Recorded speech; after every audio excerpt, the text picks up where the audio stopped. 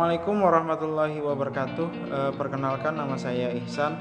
Saya adalah peserta Latsar CPNS Puslatbang KDOD Angkatan 14. Pada kesempatan kali ini saya akan mereview sedikit materi yang telah disampaikan oleh Ibu Hana dengan judul Komitmen Mutu.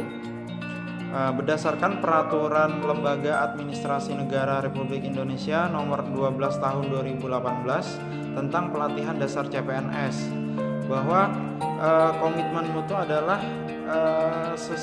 suatu mata pelatihan yang memfasilitasi pembentukan nilai dasar inovatif dan komitmen mutu pada peserta pelatihan melalui pembelajaran tentang efektivitas, efisiensi, inovasi, dan kualitas penyelenggaraan pemerintahan dan konsekuensi dari perubahan. Nah, pada saat Ibu Hana memberikan materi, Ibu Hana memberikan suatu video.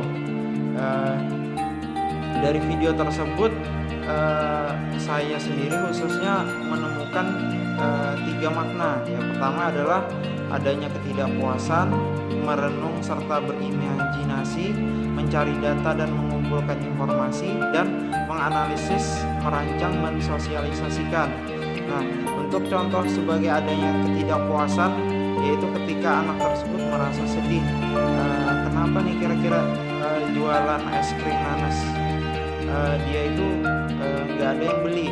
Nah, dari merenung tersebut kemudian dia berimajinasi yaitu mencari data dan informasi, membaca studi banding, berdialog dan berdiskusi. Kemudian setelah itu dia menganalisis, membuat rancangan sosialisasinya. Kemudian dia tahu, ternyata harus dibikin brand misalnya, atau dibikin unik es krim tersebut, sehingga es krim tersebut atau es krim nanas tersebut bisa laku dan banyak yang membelinya. Kemudian dari cerita tersebut akan muncul beberapa nilai-nilai dasar dari komitmen mutu. Yang pertama adalah efektivitas layanan, inovasi layanan, efisiensi layanan, dan mutu layanan. Nah, untuk efektivitas layanan yaitu menunjukkan ketepatan capaian target layanan dilihat dari jadwal kerja, durasi, biaya, dan harapan. Kemudian dari sisi inovasi layanan yaitu menunjukkan adanya kreativitas aparatur untuk mengembangkan sesuatu yang baru dan berbeda dari sebelumnya. Jadi misalnya kita anggaplah kita sebagai CPNS, kemudian kita masuk ke dalam suatu instansi. Jadi kita sebagai CPNS yang ingin menunjukkan komitmen mutu, maka kita bisa berkreativitas, membangun yang sudah ada menjadi yang lebih baik lagi, yaitu dengan cara pengembangan.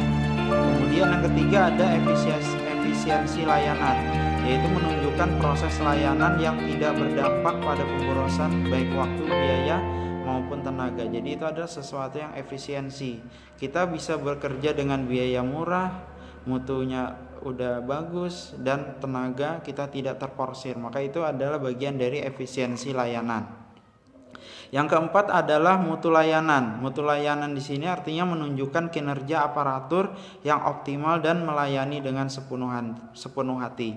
Nah, jadi kesimpulannya dari materi komitmen mutu yang telah kami dapatkan bahwa aktualisasi nilai dari komitmen mutu dalam pelaksanaan tugas aparatur akan mendorong terciptanya iklim budaya kerja unggul yang dapat menumbuhkan keberanian untuk menampilkan kreativitas dan inovasi.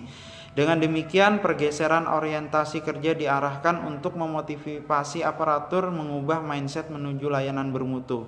Kemudian, setiap aparatur mesti memiliki sense of quality dan semangat belajar yang tinggi, sehingga menimbulkan keberanian berpikir alternatif dan inovatif, berani bertanya dan bahkan berbeda pendapat demi untuk kebaikan dan kemajuan bangsa dan negara dalam menghadapi era globalisasi.